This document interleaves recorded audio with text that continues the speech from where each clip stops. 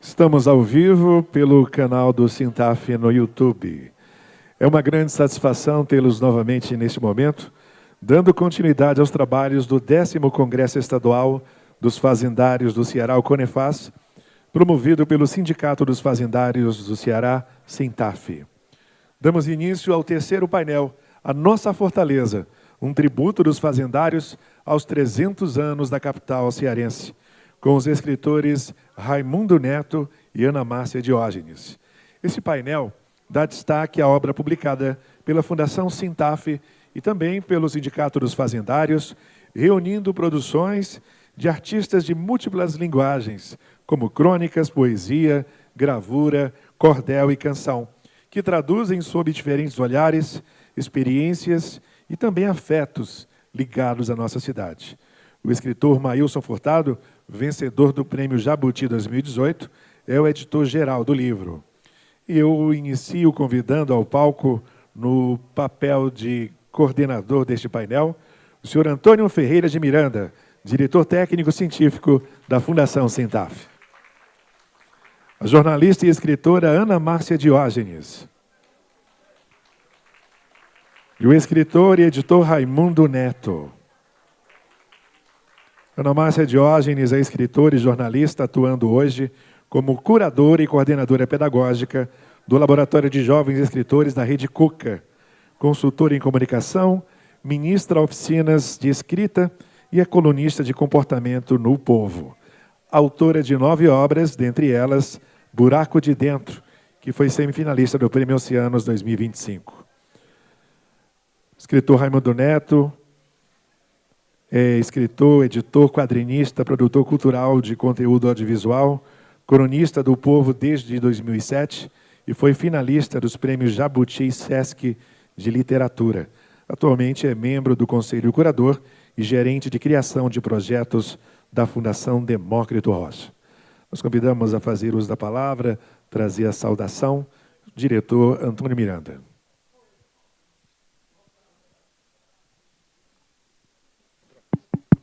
Boa tarde, colegas.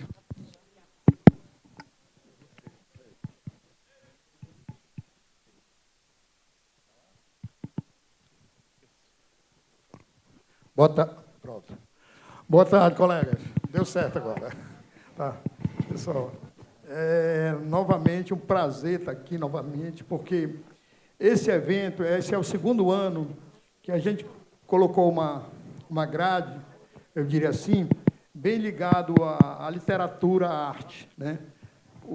Esse congresso dos fazendários é um congresso estatutário que ele trata principalmente da questão política, da questão social, da questão de defesa do fazendário, do servidor público, inclusive. E esse painel sempre, ano passado, nós tivemos aqui o Maílson Furtado e o Renato Pessoa, e esse ano está aqui, nós estamos com o Raimundo Neto e a professora Ana Márcia. E focamos no principal que nós vamos debater hoje, é sobre o livro que a Fundação e o Sintaf lançaram, sobre crônicas em relação à cidade. E essas duas pessoas que estão aqui, o Raimundo e a professora Ana Márcia, ela fez parte diretamente do livro que eu acho que, eu não sei se tem outros, deve ter outras homenagens, mas essa homenagem à Fortaleza, da forma como nós fizemos, a UFC fez, não é, professora? E nós fizemos, a Fundação Sintaf, eu acho até uma coisa ousada, legal, partindo de grupo de trabalhadores, que é os fazendários do Ceará, tocar nesse assunto tão rico que é relacionar essa cidade à arte. E eu me lembro bem dessa discussão, que nós discutíamos que, não, crônica é mais simples, fazer crônica, aí, não, vamos colocar poesia, vamos colocar a arte gráfica também, a pintura, e aí ousamos fazer isso. E o nosso livro ele tem essa relação. Está aqui a literatura, tá a poesia, está a prosa, está a poesia, e está a arte da pintura, a arte gráfica também. E aí os convidados, essas duas pessoas aqui, que são pessoas extremamente conhecedora da cidade, e escritores, pessoas que lidam com a arte, com a literatura. E eu, até na crônica do Raimundo, a primeira parte que eu dei uma lida, a crônica do Raimundo, ela tece críticas à cidade. Interessante é isso. Por quê? Porque uma cidade como a nossa, eu, por exemplo, que cheguei aqui, adoro essa cidade, amo, mas a gente tem muitas questões sociais que a cidade enfrenta. E, nesse livro, tem só elogios e tem muita crítica.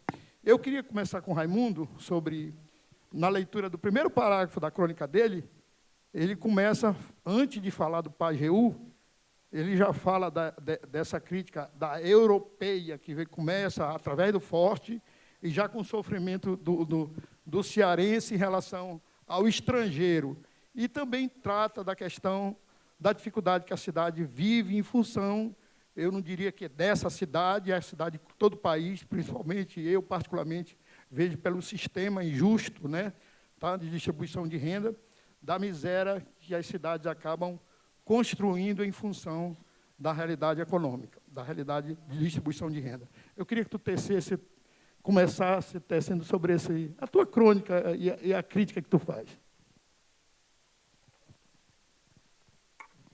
Boa tarde a todos e a todas. Em primeiro lugar, eu queria agradecer o convite de estar aqui presente, esse congresso aqui dos fazendários, e ter participado também desse livro. Todos vocês chegaram a conhecer o livro, chegaram a ler esse livro? Quem é que já leu esse livro alguma vez? Teve a oportunidade? Algumas pessoas, né? Seria interessante que vocês pudessem ver esse livro, né? É muito interessante para vir aqui. Inclusive, eu tive, logicamente, a curiosidade de ler todos os 50 textos e ver também as gravuras que compõem o livro, né? Eu participei com uma crônica, a maior parte dos textos são textos de crônica ou textos similares à crônica, porque a crônica é o gênero literário mais democrático que existe, que nele cabe tudo, né? Até outras coisas que não são crônicas, né? Então, você vê aqui artigos, relatos, depoimentos de pessoas que nasceram em Fortaleza e viveram em Fortaleza, de pessoas que não nasceram em Fortaleza, mas que por ela foram acolhidas, né, e que eles contam seus relatos, suas histórias, né? Então, tem todo tipo de história. Eu li algumas coisas, achei interessante, porque eu disse, isso aqui foi gente da minha época, porque está contando coisas que eu vivi também, né? Então, tem coisas assim que são bem interessantes. A maior parte dos textos, com certeza, é muito difícil você falar sobre a cidade que você viveu, que é meio a sua vida, né? E você não ser nostálgico. Então, teve muito de nostalgia, teve de melancolia. Geralmente, quem optou pelas poesias puxou um pouco mais de romance, mas todos geralmente não esqueceram de dizer que, apesar de todas essas qualidades que Fortaleza tem, que você guarda das memórias de Fortaleza, eles reconhecem a grande desigualdade que existe na cidade, né? Fortaleza é uma cidade que cresceu demais, né? Fortaleza é uma cidade que cresceu muito, né? E a maior parte do Ceará ainda reside em Fortaleza, né? É um fenômeno. Então, nada mais comum do que acontecer esse problema, como nós temos até hoje, dessa questão de áreas mais vulneráveis, áreas com menor desenvolvimento humano de crescimento, né? Então, nós temos várias fortalezas que nós não conhecemos. Eu mesmo, vez ou outra, sou chamado pela prefeitura ou por alguma outra entidade para fazer um bate-papo com um professor, com alunos de escolas, que eu vou para lugares onde não tem nem iluminação ou não tem ainda pavimento nas ruas. É uma coisa assim que você diz, é possível existir isso? Né? Como você vai aqui, por exemplo, no próprio Poço da Draga, aqui em Fortaleza, que é, bem dizer, no centro da cidade, e você ainda encontra esgoto a céu aberto. Então, assim, são várias as fortalezas, né? E é importante a gente ter essa compreensão, porque os 300 anos da cidade são para ser comemorados, tem que ser comemorados, mas, ao mesmo tempo, tem que ser revistos. Nós temos que avaliar também onde é que nós estamos acertando e onde é que nós estamos errando. Porque porque a cidade é nossa, né? A cidade é nossa, a cidade não é dos políticos, embora pareça, mas é nossa, né? E nós temos que ter esse controle dela e exigir isso, né? Então, assim, depois eu fiquei até vendo, porque a minha crônica, eu não falo muito da minha vivência com Fortaleza, né? Foi uma coisa assim estranha. Depois eu pensei, as pessoas falando, que eu morei ali na Liberato Barroso, na General Sampaio, não sei onde, e eu não coloquei nada disso. Mas, lógico, eu não tinha visto os outros textos. Eu falei da história de Fortaleza, mas o lado B, né? De certa forma, fazendo até uma crítica, desde a história, desde a fase da invasão do europeu até os dias de hoje. Então, eu coloquei vários momentos. Depois, se der tempo, talvez seria interessante fazer a leitura dessa crônica, né? Mas para não tomar o tempo. Mas, assim, para falar um pouco só da minha vivência com a questão de crônica, o primeiro livro que eu escrevi na minha vida foi com 38 anos de idade, que foi um livro, que foi um romance, na realidade, que eu escrevi por causa de uma promessa de adolescente. Quando eu era adolescente, havia uma casa ali na Guilherme Rocha, que era Itapuca Vila. Algum de vocês conheceu essa casa? Itapuca Vila. Era na General Sampaio, era uma casa que era quase toda de madeira. Era uma casa de um dos abolicionistas aqui de Fortaleza, que era o Alfredo Salgado, era um homem muito rico. E ele tinha a casa dele, o centro era de alvenaria, mas a parte toda externa era de madeira. Eu nunca vi, lógico, eu era um adolescente, né, com 14 anos, 15 anos, 16, e eu vi aquela casa. Eu passava no ônibus, vindo do colégio, eu estudava no colégio militar, e passava no ônibus, olhava, ficava olhando para aquela casa todo dia. Era o meu xodó, aquela casa. E eu vi essa casa se deteriorando até ser demolida. E quando ela foi demolida, eu disse, puxa, como é que o pessoal teve coragem de fazer um negócio desse, derrubar uma casa dessa, que eu achava tão diferente. Hoje eu sei que não havia nenhuma igual no Ceará, né? Hoje eu sei, mas na época eu não sabia, só achava muito diferente. Hoje é um colégio. E aí, eu disse naquele dia que um dia eu ia escrever sobre aquela casa. Porque quando a gente é muito jovem, a gente acha que o adulto faz as coisas erradas porque não sabe, né? Só que, na realidade, não é isso, né? A gente está sempre sem saber, né? E aí, o seguinte, eu disse isso, e nunca escrevi esse livro. Com 38 anos de idade, no momento de transição da minha vida, que eu lembrei desse livro. Eu estava sem fazer nada, eu disse, rapaz, eu vou escrever esse livro. E escrevi esse romance, gostei, ele ficou outra coisa na realidade, falando daquela casa, mas ele teve outra pegada. E eu achei muito bacana, comecei a ir atrás de apoio para esse livro, e no final, como sempre, não encontrei, né? Autor neófito, você iniciando a carreira literária, todo mundo dá parabéns e diz, puxa, mas você está começando agora, ninguém quer rodar, né? Até porque se hoje nós temos poucas editoras, na época tínhamos menos ainda, né? E acabou que eu participei de um concurso, um edital da Secretaria da Cultura do Estado, e ganhei com esse romance. E com isso esse livro foi publicado, que é esse livro, Um Conto no Passado, Cadeiras na Calçada. Não era essa edição é comemorativa de 20 anos, que eu lancei agora este ano, mas foi esse livro. E esse livro é um romance que ele passa, o personagem principal é o narrador da história, ele começa como garoto e vai até a velhice. Então, é o percurso no século XX, mas o ápice da história, o momento forte da história, se passa nos anos 20, por volta de 25, 26, 27. Aí conta a história de amor e tal, que acontece naquela casa que derrubaram, né? Então, foi minha homenagem que eu fiz a essa casa, né? E por conta desse livro, eu até hoje estou na literatura. 2 anos depois que eu escrevi esse livro, fui convidado para escrever crônicas no jornal O Povo, em 2007. Desde 2007 eu escrevo, e já escrevi outros tantos livros de crônica, e eu tenho essa felicidade de muito desse trabalho que eu faço, dessas minhas crônicas, terem como cenário a cidade de Fortaleza. Por isso, foi uma grande honra ser convidado para participar desse livro, A Nossa Fortaleza, que foi feito pelo Sintaf. Isso é um grande registro, eu acho talvez uma das maiores homenagens de registro que vão ficar aqui dessa Fortaleza de 300 anos. Então, é muito importante que vocês tenham acesso a esse livro e leiam, para ver o que é que alguns colegas de vocês e outros escritores estão escrevendo também. Valeu, pessoal. Obrigado, Raimundo. Muito bom, muito bom. Então, eu vou passar aqui para a professora para fazer uma avaliação do livro, né, dentro desse contexto da própria crônica que ela escreveu, e fazer uma relação, professora, até com o escrito porque o da UFC foi uma espécie de concurso para entrar, para escrever no livro, nos 300 anos de Fortaleza da UFC, não foi? O pessoal mandaram os textos, não é isso?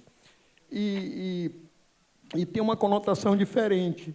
E eu queria que a professora abordasse esse tema dentro do livro A Nossa Fortaleza, em relação às crônicas, os escritos, e fizesse uma relação, se teve alguma diferença, o que foi o tratado lá, se tem o mesmo parâmetro de crítica e de elogios que tem o livro A Nossa Fortaleza, o livro que foi publicado. Porque o que eu sei é que essa homenagem de livros, da literatura em si para Fortaleza, o Sintaf e a Fundação fizeram, a UFC fez, eu não sei de outro. Se outra fizeram outra. A homenagem teve diversas, né? Eu estou sentindo nesse sentido da literatura, tá?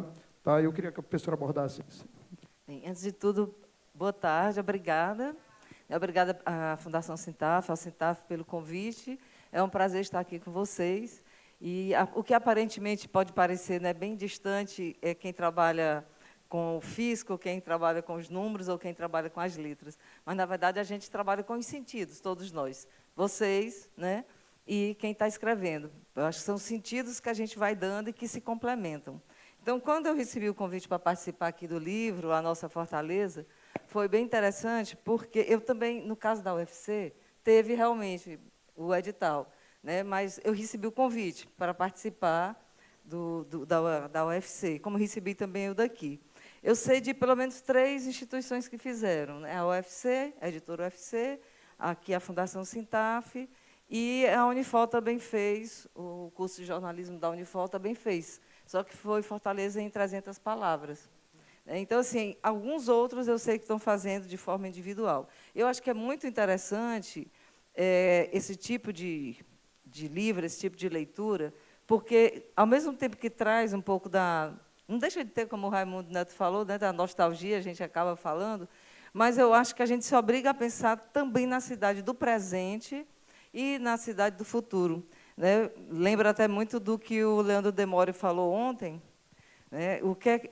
Só que ele falou, ligando, no caso, à eleição, e não deixa de ser também em Fortaleza, né? Qual é a cidade que a gente quer, qual é o estado que a gente quer, que política a gente quer para preservar o nosso riacho, Pajeú, para preservar a nossa cidade, né?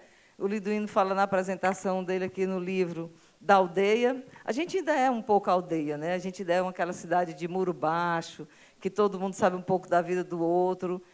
E não é ruim, é bom, né? Eu acho que é da nossa natureza de andar nessas calçadas de Fortaleza, né? Das lacerdinhas de quem usava roupinha amarela quando era mais jovem, ali pelo centro da cidade. É das crianças hoje, que não tem tanto espaço nos apartamentos, mas vão se encontrar numa brinquedoteca de alguns edifícios que tem. Então, assim, são os tempos, eles costuram percepções diferentes em cada geração. E eu acho que a grande sabedoria é a gente transitar por tudo isso, né? Algumas pessoas não gostam de dizer idade, outras não se incomodam, algumas pessoas vão botar botox, né, na pele, outras vão botar na mente, no sentido de estar entendendo o mundo com outros olhares, né, vivendo outras peles que vão permitindo a gente poder entender os filhos, os netos, os sobrinhos. E eu acho que escrever tem muito sobre isso, né? No da UFC, eu fiz um percurso de quando eu cheguei. Eu não sou daqui oficialmente, mas eu sou cidadã de Fortaleza, com orgulho de dizer, né, pela Luiziane Lins. Eu sou de Quixadá, mas eu vinha muito a Fortaleza para ir a médico, para ver coisas, e ficava olhando Fortaleza pela janela do ônibus ou do carro dos familiares, né? Meu pai não tinha carro. Tinha muito livro lá em casa, e LP. Meu pai era colecionador, tinha 5.000 LPs quando ele vendeu. Mas não tinha carro. Televisão a gente demorou muito, mas agradeço essa herança, né, que nós recebemos. E chegar aqui a Fortaleza foi deixar um pouco da cidade de lá e viver essa cidade. Então, no da UFC eu fiz isso. No daqui, o Maílson Furtado me pediu um poema. Eu achei um desafio maior ainda, né, porque escrever do que a gente viveu para cá, a gente vai parando um pouco, vai espremendo ali as memórias. Mas transformar isso, né, essa homenagem que os fazendários fazem à Fortaleza, num poema, ele disse, um poema de uma página, ele disse, danado, para não dizer outra palavra aqui, né? Danado, está certo. Então, né, como o Raimundo disse, se tiver tempo, eu também vou ler. Mas eu acho que esse convite chega, né, porque quem está aqui, tanto tem fazendários, como tem escritores, né, e aí, ou poetas, ou cronistas, né, nessas várias visões, mas a gente vê, quem é escritor veio pelo caminho, pela trajetória, né? A minha trajetória como escritora, ela tem muito a ver com a menina que eu fui e que eu sempre fui muito observadora, né, dos detalhes. E acho que essa vontade de observar as coisas, eu digo assim, ninguém converse perto de mim, porque se passar numa frase, eu já pego ali a frase e vou pensar que história eu vou fazer. Tem amigo que já diz, não bote isso numa crônica, não bote isso num conto. Mas, às vezes, eu gosto daquelas conversas perdidas, numa praça, né, que você está passando, está caminhando, fazendo sua caminhada diária e ouve um recorte. Mas, quando eu comecei a usar aquela imaginação de criança, né? Passei horas e horas, tinha muita escoliose, passei horas em fisioterapia, ficava vendo uma moça, né, às vezes, que chegava ali com bengala, com um aparelho para colocar, e isso me fez ser muito observadora também. Mas escrever, eu comecei como jornalista, né? Eu trabalho como jornalista já há muitos anos, entrei na faculdade de jornalismo aos 17, né? Inclusive, a faculdade me deu, além do gosto da escrita, né, o meu companheiro, o Miguel, que é jornalista, é professor, que a gente se conheceu na faculdade também. Né? A filha da gente, que é jornalista, o pessoal diz que a gente não conseguiu salvar. Né? O filho é sociólogo, então, diga assim, está todo mundo na área de humanos, gosto, né? Acho que foi de tanta gente colocar livro e revista lá em casa. Mas o primeiro livro mesmo eu escrevi em 2017, eu já tinha passado pelo jornalismo, já estava como professora na universidade. Ano que vem completa 10 anos, foi um livro juvenil, desfulepante a felicitante, uma questão de gentileza, que eu acho que é um dos temas mais difíceis da gente trabalhar com a juventude, é a gentileza, sem ser piegas, né? Aí, de lá para cá, eu fui escrevendo outros contos. Eu não gosto de escolher, eu gosto de transitar. Então, assim, do mesmo jeito que eu gosto da literatura juvenil, eu gosto da infantil, eu tenho um romance, né, como foi apresentado aqui, que é O Buraco de Dentro, que eu fiquei como uma das 25 semifinalistas ano passado do Prêmio Oceanos de Literatura de Língua Portuguesa, que foi em 7 países. Gosto também de poema, mas de poema narrativo, esse é o meu último. Caso Porque Te Amo, Mato Porque Me Amo. Buraco de Dentro é sobre um morador de rua, que é em primeira pessoa, em fluxo de consciência, à medida que vem as memórias nele, e que ele tem que se esconder num bueiro para tentar sobreviver. Já esse último aqui é um contraponto ao feminicídio, a partir da história de uma mulher no Rio Grande do Norte, que ela matou 6 companheiros, e eu fui em busca de descobrir que essas mulheres são conhecidas como viúvas negras. Então, a questão social, talvez pelo trabalho como jornalista, pelo trabalho no Unicef, que eu trabalhei 13 anos no Unicef. Então, a questão social ela está na minha literatura, mas não obrigatoriamente. Os próximos que virão terão outras pegadas também. Então, se eu escrevo no jornal O Povo, quinzenalmente, no Povo Mais, é uma coluna de comportamento, com temática aberta.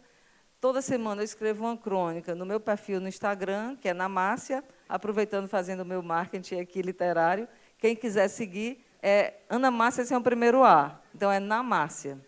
Né? E essa mesma crônica sai nos blogs do Eliomar e no portal Investe Nordeste, do Roberto Maciel. Então, eu acho que literatura é isso, né? Respondendo a sua pergunta, é uma expansão, e quando a gente chega num livro como esse, que, como o Raimundo Neto perguntou, que a gente viu que nem todos vocês ainda tiveram esse conhecimento, eu digo, conheçam o pensamento dos colegas de vocês, né, fazendários, que escreveram, e de escritores aqui do Ceará, né, e que fazem parte desse livro, porque é muito bom a gente conhecer também a cidade pelo olhar do outro, permite a gente ver que a gente não está trilhando nem todos os caminhos que a cidade pede que a gente trilhe, seja na ecologia, seja na política, né, seja no respeito à cidade que a gente transita. É isso. Opa, obrigado. Obrigado, professora. Pessoal, é interessante o livro, porque nós tivemos muita dificuldade e, depois do livro pronto, a gente não fez esse livro para vender, né? Era para doar. Só o quantitativo de livro não é suficiente para ter esse tanta pessoa. E nós queríamos dar para as pessoas, como para bibliotecas, mas, de qualquer maneira, Liduíno, depois a gente vê aí, porque tem forma de acessar, né? De acessar o livro para ver. E tem muita coisa interessante, pessoal, porque tem muitos escritores que são colegas. Tá na página, né? Da fundação, né? Tá bom? Então, quem quiser ler o livro, tem muita coisa interessante. E interessante é isso. O Raimundo colocou um negócio aqui bacana, que ele escreveu sobre a questão mais histórica, uma visão crítica da cidade, e ele diz assim, eu não sei nem se foi uma crônica.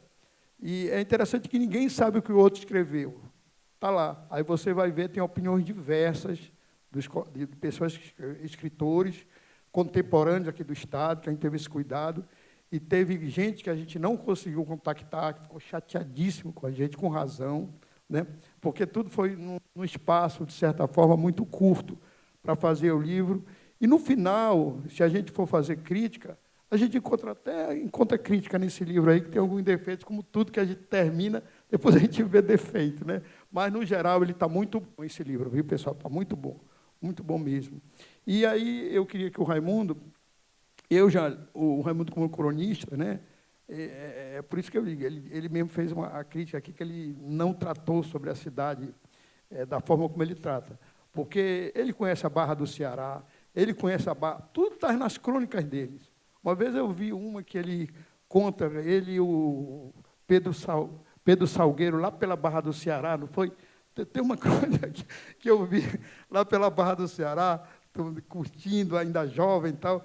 Então, essas pessoas que vieram para cá para falar sobre esse livro, porque escreveram no livro, tem essa conotação de exatamente mostrar essa cidade como objetivo do livro, que foi mostrar a cidade 300 anos depois, né? 300 anos depois.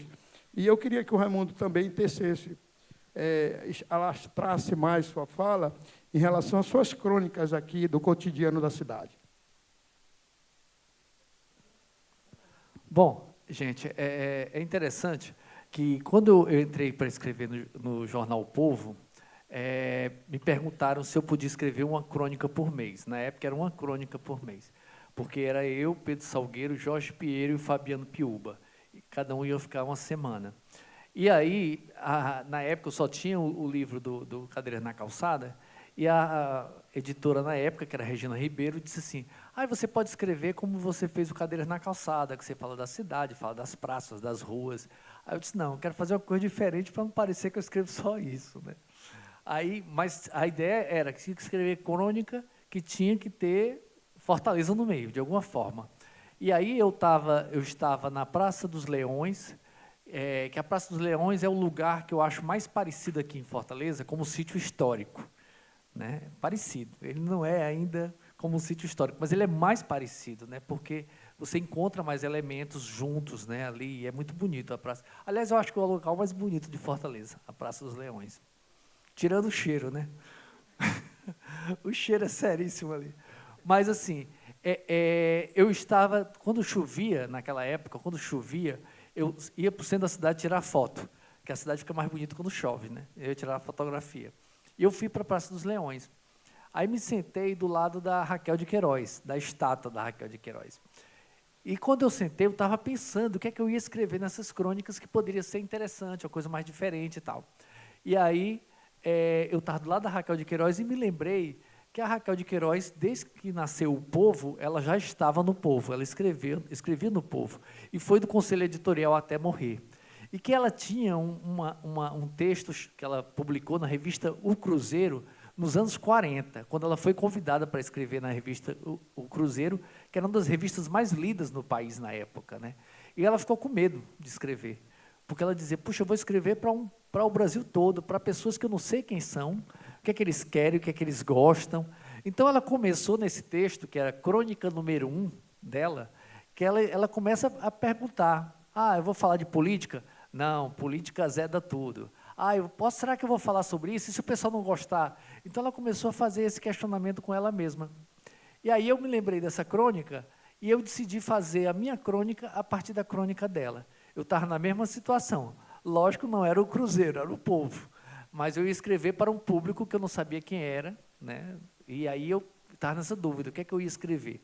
Então, eu comecei a colocar as dúvidas dela, eu conversando com a estátua da Raquel de Queiroz, e ela me contando as respostas dela que ela deu para ela na época, né? Então, eu fico conversando com ela, é intertextualidade. Eu peguei os textos dela e coloquei, né? E foi muito bacana, porque ficou legal a crônica, né? Foi uma crônica, lógico, absurda, porque era conversando com a estátua, mas falando sobre Fortaleza e tudo, ela falando dos gostos dela, o que é que ela achava de religião, de algumas outras coisas.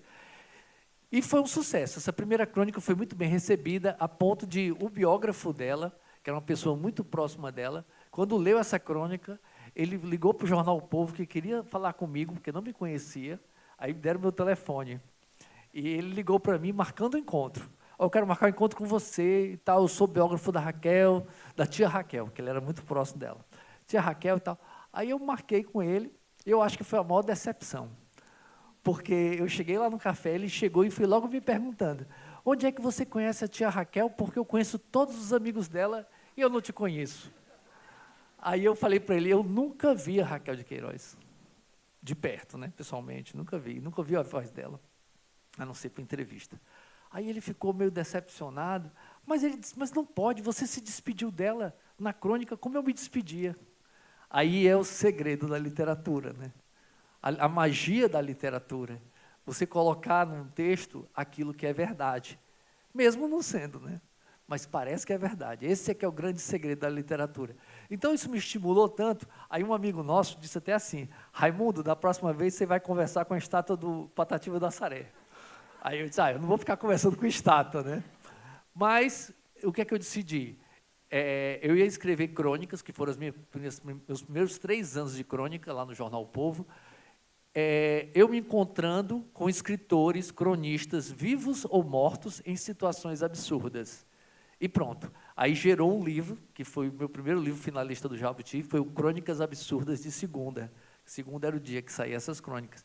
Porque era isso mesmo. Eu me encontrei, por exemplo, eu peguei o ônibus do Antônio Bezerra Messejana, aí comecei a falar da dificuldade do fortalezense andar de ônibus e tudo, mais tal. E quando menos espero, quem está no ônibus, José de Alencar, de mochila, de tênis, indo ali para a casa de José de Alencar, porque na época estava havendo a reforma da UFC lá, e ele estava querendo ver a reforma na casa dele. E a gente ficou conversando sobre as reformas da cidade, sobre as iracemas da cidade e tal. Teve outro também, que foi sobre o Pierre Louis, que é aquele balão que veio aqui no começo do século. Então, eu compro uma pequena árvore para plantar na minha casa, só que eu não sabia que essa árvore crescia muito, daqui a pouco ela saiu levando minha casa, aí foi até o céu, aí no céu fiquei preso numa nuvem, até que parece o balão desse Pierre Louis, para conversar comigo. Aí ele começa a contar a história do balão aqui, em 1901. Então, são histórias mirabolantes, né? O Francisco, o poeta, né? O Francisco, como é o sobrenome dele? Francisco Carvalho. Francisco Carvalho, que eu encontro numa cidade que a Luiziane fez na Praça do Ferreira, uma cidade de mentirinha, umas casas de papelão, e eu entro na casa de papelão desse, tem um milharal de papel crepom, e ele é um espantalho dentro desse milharal. Aí eu começo a conversar sobre poesia com o Francisco Carvalho. Então, assim, foi essas histórias. E nisso foi muito bom, porque eu comecei a pesquisar muito a literatura do Ceará. O que é que os escritores, os cronistas cearenses falavam sobre o Ceará, e também conhecer muito mais do Ceará. E por aí foi. Hoje, lógico que eu não escrevo mais sobre isso, eu escrevo sobre outras coisas, né? Mas foi uma experiência muito interessante de crônicas. E ainda, Miranda, eu ainda quero ler depois que terminar, viu? Vou passar a palavra agora para vocês. Tá bom. Bacana, Raimundo, viu? Valeu. E, na realidade, atrás da crônica da realidade, as ficções, né? A literatura do absurdo, né, que a gente coloca, mostrando essa realidade. E, às vezes, são mais realidade do que o que a gente está vendo de fato.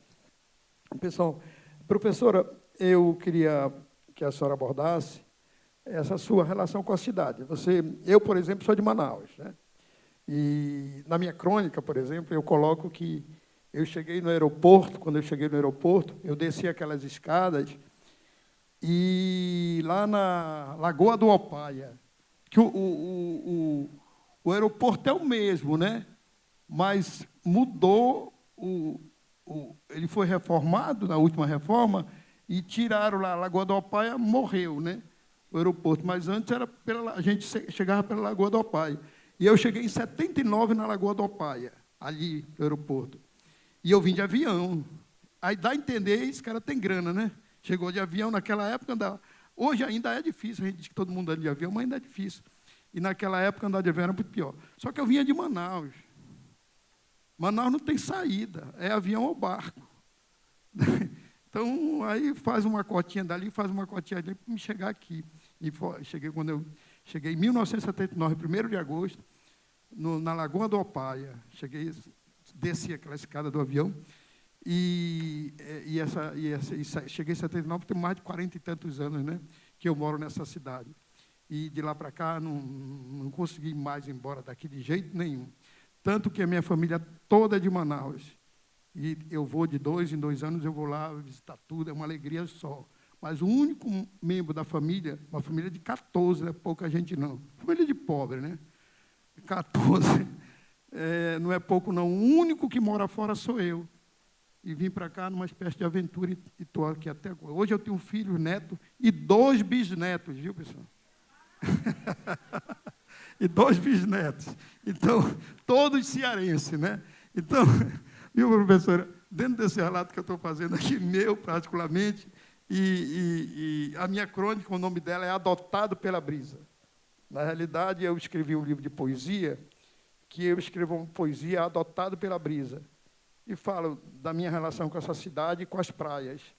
E essa crônica eu faço um autotexto, né, que eu replico essa poesia que eu escrevi, mas o texto é sobre a minha chegada e minha convivência com a cidade. E, professor, eu queria que a senhora abordasse a sua relação com essa cidade do interior, como é a relação de vivência com ela, de certa forma, com a cidade, com o lado mais crítico da cidade, com o lado bom, e sim, enfim, dentro da abordagem, claro, com a visão também da escritora Ana Maria. Tá bom? Certo, obrigada. Eu vejo o seguinte, como jornalista, a minha visão de habitante na cidade tem muito a ver com a minha visão também que o jornalismo foi me dando ao longo do tempo. Né? A gente que é jornalista, a gente um dia pode estar numa comunidade, no dia seguinte a gente pode estar na Secretaria da Fazenda entrevistando, né? Não sei que seja um repórter de setor específico, de economia ou de política. Então, isso permite que a gente tenha uma visão muito ampla dessa cidade. Então, acho que eu junto a minha visão da infância, eu vim morar aqui, eu devia estar mais ou menos com uns 7 anos. Né? Fui morar ali próximo, onde hoje é o Hospital Antônio Prudente. Então, a Avenida Guanhabi não existia como a gente vê hoje. Ela estava sendo aberta. Né? Comprar um picolé naquele posto de gasolina que tem até hoje era uma aventura, porque já tinha aquele canal, tinha que atravessar. Né? Depois eu fui ali morar na Rui Barbosa, Rui Barbosa com Bárbara de Alencar, onde hoje é uma rádio. Acho que é a Rádio Globo, se não me engano. Né? E depois desci para morar ali já na Silva Jataí. Né? Então, assim, mas isso aí eu acho que é aquela vivência da cidade como adolescente, mas que logo depois, por ter entrado na faculdade também muito cedo, já foi a vivência pelo olhar social, que eu acho que esse é que me marcou mais. Né? Então, assim, eu conheci o Janguru Sul quando a gente ia, como aterro mesmo, que a gente, quando ia, atolava o pé, chegava na redação do jornal, não tem outra palavra, podre, né? O pessoal pedia para a gente ir em casa, mudar a roupa e voltar, porque ficava a redação do jornal O Povo totalmente, como dizem, empesteada com aquele cheiro. Mas vou hoje ao Janguru Sul, no Cuca, Janguru Sul, né? Atualmente eu faço a curadoria e a coordenação pedagógica de um laboratório de jovens escritores da Rede Cuca, que vai estar publicando livros de 10 jovens até o final do ano, né? Então, eu volto ao Janguruçu, que já é outro, né? Assim, o Mudubim, onde tem outro, já é outro. O Zé Walter, que tanto se fala, né, de violência, mas quando a gente vai lá e vê o jovem praticando esporte, tudo, a gente já tem outra fortaleza. A gente tem várias fortalezas na mesma fortaleza, né? E, além da minha visão, eu queria dar assim, um passeio bem rápido na visão de quem escreveu, né?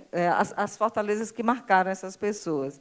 Que eu vi aqui, o prefeito Evandro Leitão, né, que foi fazendário, ele fala da infância de bola, e hoje ele é o dono da bola, né? Como é ser o dono da bola, né? O Renato Pessoa se assume como inventado por Fortaleza. O Arthur Bruno, ele historia a cidade. O Chico Araújo, ele fala dos acordes musicais. A Cris Lucena, ele disse que teve que aprender a escutar Fortaleza. E eu quero, com isso, despertar o interesse de vocês de lerem Esse é a Nossa Fortaleza, tá? Que é uma estratégia. O Elias de França, ele fala da cidade como um forte. O Ildes Oliveira é a poesia dos gestos humanos na cidade.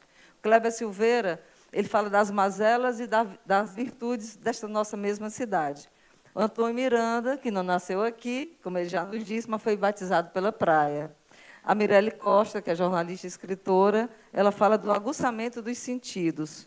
Cícero Cavalcante coloca a cidade como se fosse na mobilidade que a cidade vai tendo. O Alain Mendonça, do Renovar dos Olhos para a Cidade que Cresce. O Maílson Furtado, né, que editou aqui o livro, é o espatifar de visões que convidam a olhar Fortaleza.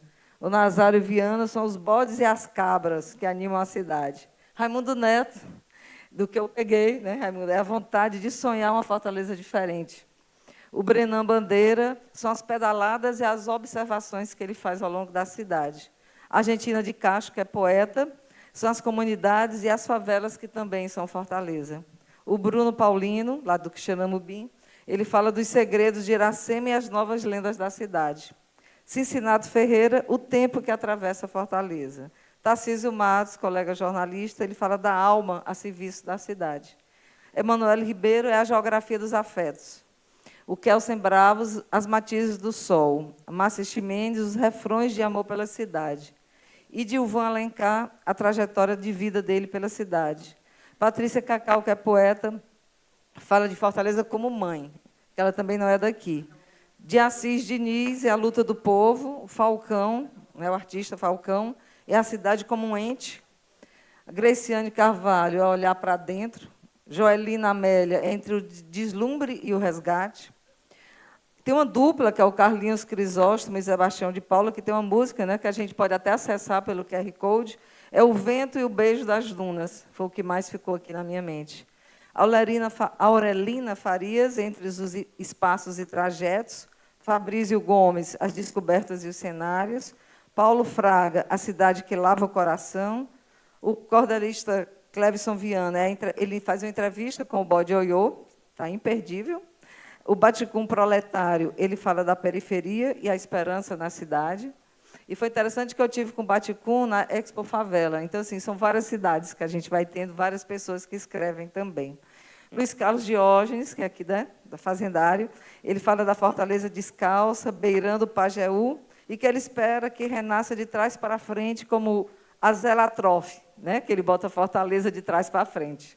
Muito interessante. A Isabel Pires é o rio soterrado e os desejos, né, de não ser mais anônimo, um rio que não seja mais anônimo, que a gente respeite. A escritora Rosa Morena é a cartografia afetiva. Yara Palácio, os encantos do lugar. Arminda Serpa, a passagem do sol. Na Praça do Ferreira. Glaucia Lima, a Fortaleza dos Sonhos. Alexandre Cialdini, que esteve aqui ontem, Ser Abraçado pela Cidade. A Dulciane Lucena, As Doces Lembranças da Infância. O Nilson Fernandes, As Dunas versus o Frio Espelho dos Prédios. A Zélia Sá, O Berço das Jangadas. Lisiane Forte, é Estar Presente na Cidade. E o 10º, né, que é Fortaleza Medusa, de corpo inteiro. Vocês não querem ler esse livro, gente? Vocês não vão baixar.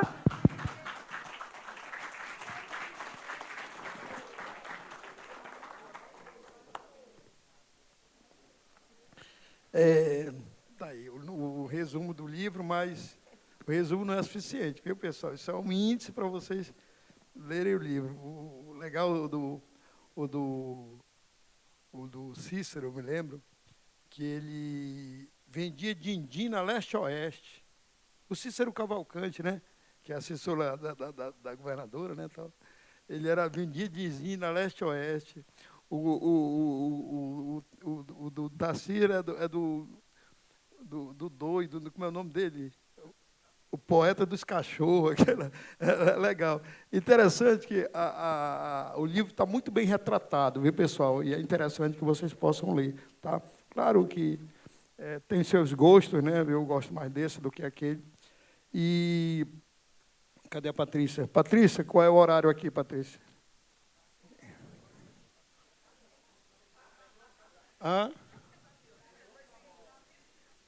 Encerramos nós praticamente, Tá bom, poxa vida. Pouquinho não, tudo bem. Vou dar uma... Tá bom.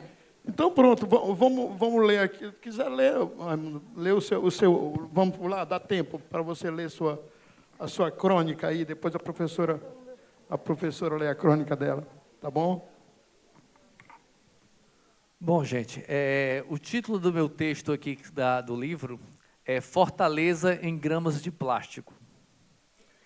Surgida a partir de um forte holandês, 7 anos depois tomado por forças portuguesas, acolheu o título Fortaleza de Nossa Senhora de Assunção, homenagem àquela que aponta o caminho para o reino dos céus. No entanto, seus canhões de bronze, a maioria, apontava para o interior e não para o mar, confirmando o caráter didático repressivo de intimidar rebeliões, principalmente dos povos originários, residentes na aldeota, e não satisfeitos com aquela invasão europeia. Mas essa ocupação seria impossível, não fosse a presença ali do riacho Pajeú. A cidade surgiu às suas margens, acordava e dormia à beira de seu leito em plena orgia hídrica. Sem ele, a abastecer os primeiros habitantes, dificilmente aquele povoado prosperaria. A turma não apenas retirava dele a água para suas necessidades, como também se divertia, sorridente nos dias calorosos, a brincar e a nadar em suas águas límpidas.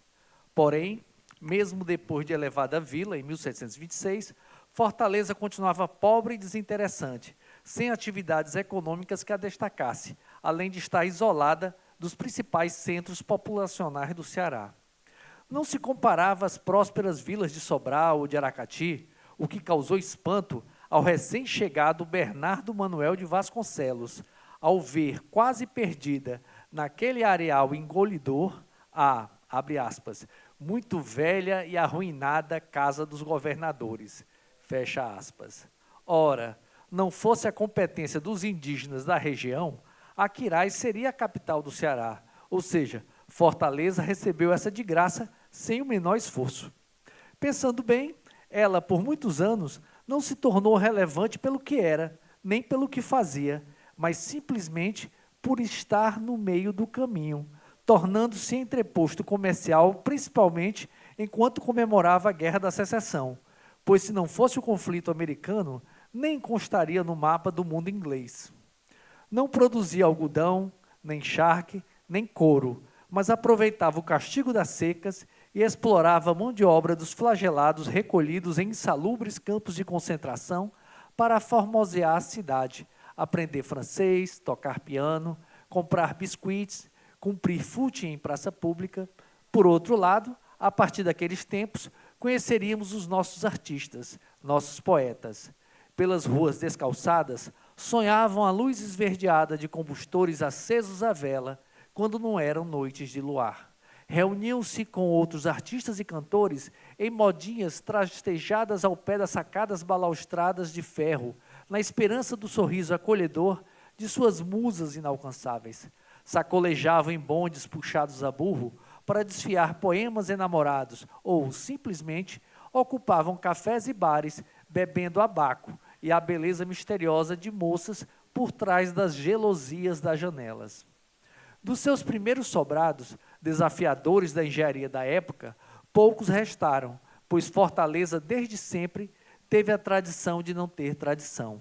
O fortalezense é, antes de tudo, um ingrato secular. Tem medo do passado, ignora-o completamente. Não cultiva o sentimento de pertença.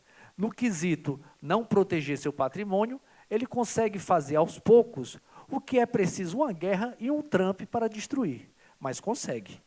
E atinge todas as categorias de patrimônio, material, imaterial e o último, o natural, com auxílio do poder público, que em pleno 2025 aprovou um plano diretor que ameaça áreas verdes protegidas, favorece a especulação imobiliária, a construção de superprédios e o risco a comunidades tradicionais de baixa renda. Sento-me à Praça do Ferreira, o coração da cidade, em arritmias. Vejo ali em canteiros recém-inaugurados, acima da estranha grama de plástico, uma placa do distraído patrocinador a dizer: adote o verde. Como assim? Lembro-me do Riacho Pajeú, o símbolo da vida, da esperança e da continuidade daquele povoado há 300 anos. Hoje, ele não estrela mais aos raios de sol, pois está soterrado e canalizado, constrangido de seu povo a dar-lhe as costas, tendo apenas trechos dele visíveis em alguns pontos da cidade. Num deles, vi uma família em situação de rua. As crianças estavam dentro do canal, competindo com o lixo a boiar pelo caminho. Eles, em calções, se divertiam, embora menos sorridentes, em nossos dias calorosos, a brincar em suas águas desprestigiadas e turvas. Ah, quisera eu ainda sonhar com uma fortaleza diferente, que soltem os fogos e as vaias. Gente, só para explicar aqui um pouquinho, a praça, quando foi agora remodelada, né, embora não mudou quase nada, né, na realidade, tem coisa até que eu estou... A imagem do Boticário Ferreira, que até agora não apareceu, não sei onde foi parar. Mas colocaram gramas de plástico, né? Então eu escrevi isso a partir dessa questão da grama de plástico. Mas já foi resolvida, viu, gente? Já botaram grama de verdade, mas tinha esse adote o verde lá na grama de plástico, que era uma coisa muito estranha. E Fortaleza, eu sempre disse isso, Fortaleza tem a tradição de não ter tradição. É muito comum nós dizermos assim, no tempo dos meus pais, dos meus avós, o pessoal guardava mais as coisas. Isso é mentira, gente. Isso é mentira. Fortaleza sempre gostou da novidade, do point, sempre. Tanto é que, se vocês olharem, aqui na cidade, os prédios mais antigos, com exceção de uns 4, os mais antigos, são do começo do século XX. Eles são antigos? São, ainda, né? Mas em relação a outros países, né? Ou seja, coisas com 100 anos é pouco. Mas é a nossa fortaleza. A gente derruba e está sempre derrubando. Né? Mesmo nesse livro que eu escrevi do Cadeiras na Calçada, eu coloquei fotos, porque o meu objetivo na época era mostrar que ainda tinha coisas em Fortaleza que podiam guardar. E algumas dessas coisas também se foram. Então, cabe a nós, cearenses, fortalezenses, nos ligarmos a essas questões daquilo, muitas vezes, que nós temos ainda e que está se acabando, e que vai acabar. Daqui a pouco vão botar um muro de tijolo e você vai ver, no outro dia, passa um trator, o que demorou 100 anos sobrevivendo e um dia vai abaixo. E a gente brigar por isso, a gente dar valor, buscar o tombamento, que qualquer cidadão pode pedir na Secutifor, tombamento de bens que acha que é patrimônio, então nós podemos pedir. Então, vamos brigar para essa fortaleza ainda guardar um pouco dessa identidade, porque no futuro ninguém vai mais saber quem nós somos.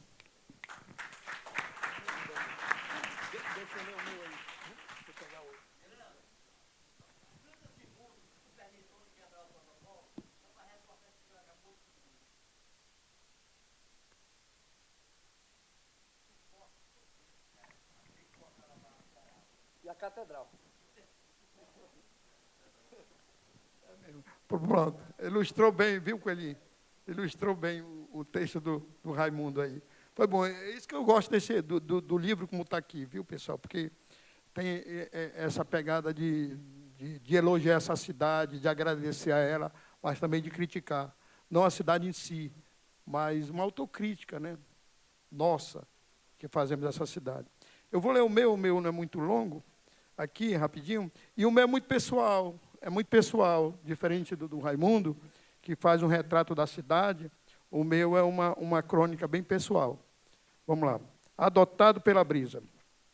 Desde pisar no solo de Fortaleza, no antigo aeroporto Pito Martins, próximo à Lagoa do Opaia, no bairro do Vila União, mais de 4 décadas passaram quando cheguei para morar na rua Padre Cícero, bairro Parque Araxá. A cidade que me recebeu tinha cara de província, mas já olhava o futuro com passos a caminho da modernidade, no final da década de 1970. A acanhada visita ao pomposo Center 1, primeiro shopping da cidade, localizado em área nobre, no bairro Aldeota, ilustrava essa percepção. Apesar de ter chegado de avião, na época um transporte para poucos, a situação era de sobrevivência, no tempero da responsabilidade de adulto com a ansiedade da juventude. No segundo dia na cidade, consegui um emprego no escritório de uma fábrica de sabão, no bairro Antônio Bezerra. O segundo grau completo, a experiência, com carteira assinada desde os 15 anos e a energia dos 22 anos, ajudaram nessa empreitada. O encontro com o mar, a olho nu, marcante, na Praça dos Mártires, Praça do Passeio Público, mesmo distante, sem poder tocar com as mãos ou os pés nas águas enverdeadas, tremulantes, dava para sentir a batida do coração tocado pela emoção. No outro dia, ávido, senti o impacto das ondas e o gosto da água do mar, diferente das águas dos igarapés e rios da cidade de Manaus, de onde havia chegado. Os prédios residenciais e comerciais, que não eram tão altos e pomposos como atualmente, ainda marcavam um território na marca emblemática da posição social de status dos que moravam na beira-mar. Nas areias, em frente ao Clube Náutico, me banhei no verde do mar pela primeira vez, com um batismo de consagração à Fortaleza. Nos anos 1980, nas tardes de sábado, jogava futebol no asfalto do centro da cidade, início da Avenida Imperador, com os moradores da pensão do seu Chagas, onde residia. O jogo parava quando passava um carro, no pouco tráfego dos finais de semana. A maioria dos jogadores de pensão, moradores da pensão, eram estudantes e trabalhadores oriundos do interior do estado, tentando melhorar de vida na capital. Às vezes, preferíamos caminhar mais de 3 quilômetros até a praia da leste-oeste para jogar na areia da praia e tomar banho de mar. A convivência no dia a dia sedimentou a relação de amor com a cidade, que, ao mesmo tempo que não para de crescer, lida com os problemas sociais causados pela desigualdade, próprio de todo aglomerado urbano inerente ao sistema econômico injusto de distribuição de renda. No entanto, a vasta cultura resistente e abrangente do agente divertido, incorporada por mim, degusta o sabor peculiar do sarrabulho, panelada, buchada, paçoca, baião de dois, numa Fortaleza alegre e vibrante, de sol reluzente, temperada com a brisa incessante, que percorre lagoas e praias em mar aberto, num espetáculo constante da natureza. A Fortaleza, transcrevo a estrofe do poema adotado pela livraria do livro Exuberância, de 1916, de minha autoria. Não nasci do óvulo maternal do teu ventre, e não preciso de ato para ser fortalezense. Para mim, basta somente que meus pés descalços pisem nas areias da praia e sejam molhados nas águas salgadas do teu imenso mar, e meu rosto sinta o sopro do vento da tua suave brisa.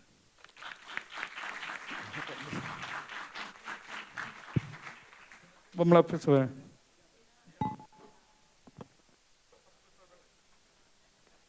Eu vou até ler, já em pé, para a gente já estar perto de sair, tá? O meu é um poema, então, bem rápido. E até porque o respeito ao poema, a gente tem que ler em pé, né? Esperançar a Fortaleza. Existe em mim uma Fortaleza criança, que adorava vestir amarelo, caminhar sob os benjamins, desafiar as lacerdinhas. Existe uma Fortaleza adolescente, que sentava nos muros baixos, conversava na cadeira da calçada, rastreando o infinito das tertúlias. Existe em mim uma Fortaleza jovem, atravessada pelo ônibus circular, em caminhos de estudo e trabalho, diário de gente e suas histórias. Existe em mim uma Fortaleza mulher, que cresceu sem se dar conta, que peleja diante do rosário de desigualdades, desafiado nos tropeços das invisibilidades. Pulsam em mim todas essas fortalezas, passado e presente em 3 séculos de realidades. E nesta união, na alegria e na tristeza, jogo meu buquê no futuro para que outros se enamorem. É neste lugar em que maravilho viver e ajo esperançando no próprio presente. Boa tarde.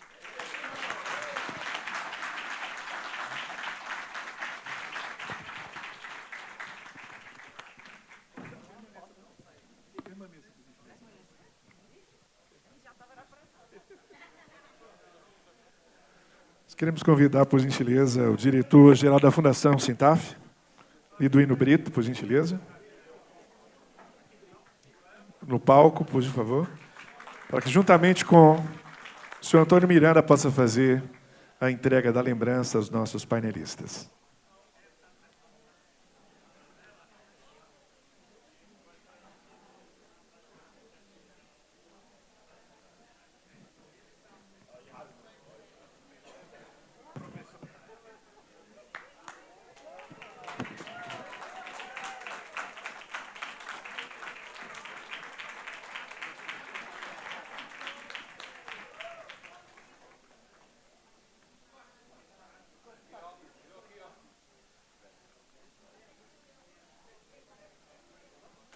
Mais aplausos por esse registro especial e essa obra